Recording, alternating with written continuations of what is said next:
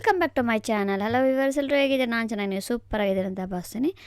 ಸ್ನೇಹಿತರೆ, ಕೆಲವೊಂದು ಸರಿ ನಾವು ಈ ವಾಟ್ರ್ ಬಾಟ್ಲ್ ಆಗಿರ್ಬೋದು, ಫ್ಲಾಸ್ಕ್ ಆಗಿರ್ಬೋದು, ಇಲ್ಲಿ ಬಿಸಿ ನೀರು, ಹಾಲು, ಕಾಫಿ ಅಂತ ಬಿಸಿ ಬಿಸಿ ಹಾಕಿದಾಗ ಕೆಲವೊಂದು ಸರಿ ಎಕ್ಸ್ಪೀರಿಯನ್ಸ್ ಆಗಿ ಹೇಳ್ತಾ ಇದ್ದೀನಿ, ನಾವು ಏನು ಮಾಡಿಬಿಡ್ತೀವಿ, ಬಿಸಿ ಬಿಸಿ ಇದ್ದಾವಾಗೆ ಕ್ಯಾಪ್ನ ಓಪನ್ ಮಾಡಿಬಿಡ್ತೀವಿ. ಅವಾಗ ಏನಪ್ಪ ಆಗುತ್ತೆ ಅಂದರೆ ಬ್ಲಾಸ್ಟ್ ಆಗಂದರೆ ಮುಖಕ್ಕಾಗಿರ್ಬೋದು, ನಮ್ಮ ಮೈ ಮೇಲಾಗಿರ್ಬೋದು ಚಿಮ್ಮೋ ಸಾಧ್ಯತೆ ಇರುತ್ತೆ. ಯಾಕಂದರೆ ಬಿಸಿ ಜಾಸ್ತಿ ಇರುತ್ತೆ, ನಾವು ಟೈಟಾಗಿ ಹಾಕ್ಬಿಡ್ತೀವಿ ಚೆಲ್ಲಬಾರ್ದು ಅಂತ. ಆ ಬಿಸಿಗೆ ಏನಾಗುತ್ತೆ, ಏರೆಲ್ಲನೂ ಅಲ್ಲೇ ಸ್ಟೋರ್ ಆಗಿರುತ್ತೆ. ನಾವು ಓಪನ್ ಮಾಡಿದಾಗ ಅದು ಚುಮ್ಮುತ್ತೆ, ಬ್ಲಾಸ್ಟ್ ಆಗೋ ಸಾಧ್ಯತೆ ಇರುತ್ತೆ.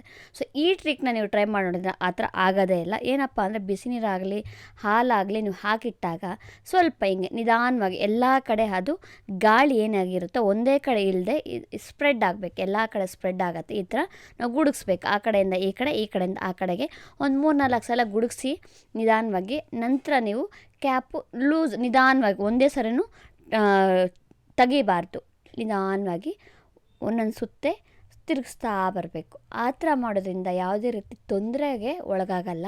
ಯಾಕಂದರೆ ನನಗೂ ಎಕ್ಸ್ಪೀರಿಯೆನ್ಸ್ ಆಗಿರೋದ್ರಿಂದ ನಾನು ಈ ಟಿಪ್ನ ನಿಮಗೆ ಶೇರ್ ಮಾಡಲೇಬೇಕು ಅಂತ ನಾನು ಈ ಟಿಪ್ನ ಮಾಡಿದ್ದೀನಿ. ನೋಡಿ, ಈಗ ಯಾವುದೇ ರೀತಿ ಏನು ತೊಂದರೆ ಆಗಲ್ಲ.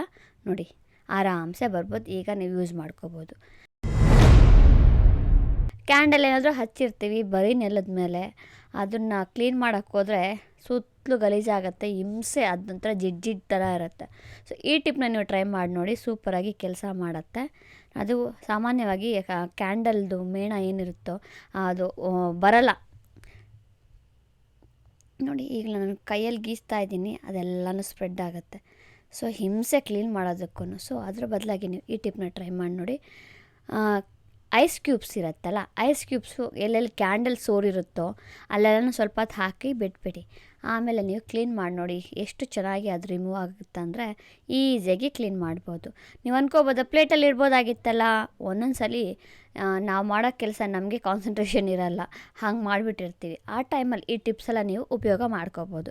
ನೋಡ್ತಿರ್ಬೋದು, ಐಸ್ ಕ್ಯೂಬ್ಸ್ ಆದಮೇಲೆ ನೋಡಿ ಹಾಕಿದ್ಮೇಲೆ ಅದು ಕರ್ಗದ್ಮೇಲೆ ಎಷ್ಟು ಚೆನ್ನಾಗಿ ಅದು ನಾನು ಸುಮ್ಮನೆ ಹಿಂಗೆ ಅನ್ನೋಷ್ಟರಲ್ಲಿ ಅದಷ್ಟು ಕದೆ ಬಿಟ್ಕೊಂಡ್ಬಿಡ್ತು.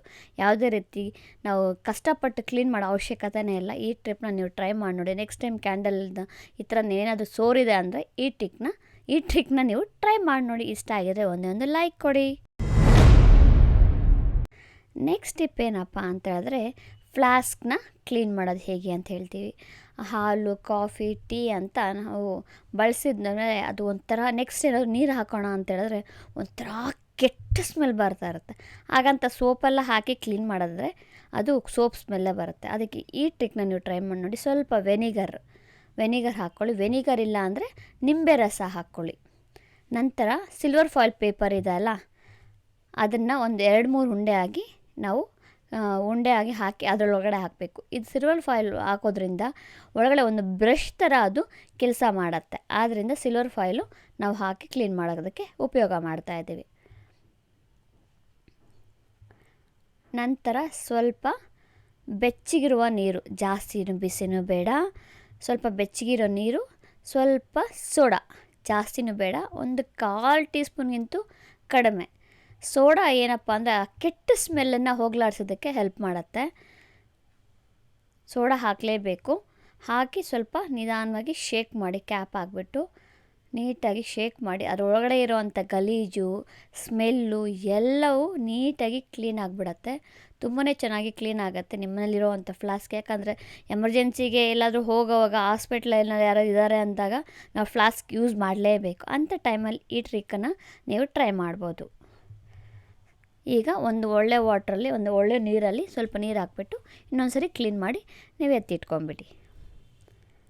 ಈಗ ನೆಕ್ಸ್ಟ್ ಟಿಪ್ ನೋಡೋದಾದರೆ, ಮನೆಯಲ್ಲಿ ಮಕ್ಕಳು ಜನ ಜಾಸ್ತಿ ಇದ್ದಾರೆ ಅಂದರೆ ಬಾಟಲ್ಸು ಜಾಸ್ತಿ ಇರುತ್ತೆ. ಕೆಲವೊಂದು ಬಾಟಲ್ಸ್ ಚೆನ್ನಾಗಿರುತ್ತೆ, ಯೂಸ್ ಮಾಡಿದ್ರೆ ಎತ್ತಿಗಿಟ್ಬಿಡ್ತೀವಿ. ಯಾವಾಗಲಾದರೂ ಯೂಸ್ ಮಾಡೋಣ ಅಂತ ತೆಗೆದ್ರೆ ಒಂಥರ ಸ್ಮೆಲ್ ಬರ್ತಾ ಇರುತ್ತೆ.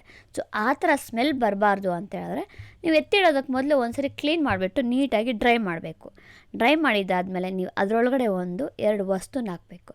ಏನಪ್ಪ ಅಂದರೆ ಏಲಕ್ಕಿ ಮತ್ತು ಲವಂಗ. 2 ಏಲಕ್ಕಿ 2 ಲವಂಗ ಹಾಕಿಡೋದ್ರಿಂದ ನಿಮ್ಮ ಬಾಟ್ಲು ಎಷ್ಟು ವರ್ಷ ಆದಮೇಲೆ ಕೂಡ ನೀವು ತೆಗೆದ್ರೆ ಕೂಡ ಅದು ಒಳ್ಳೆ ಘಮ್ ಅಂತ ಇರುತ್ತೆ.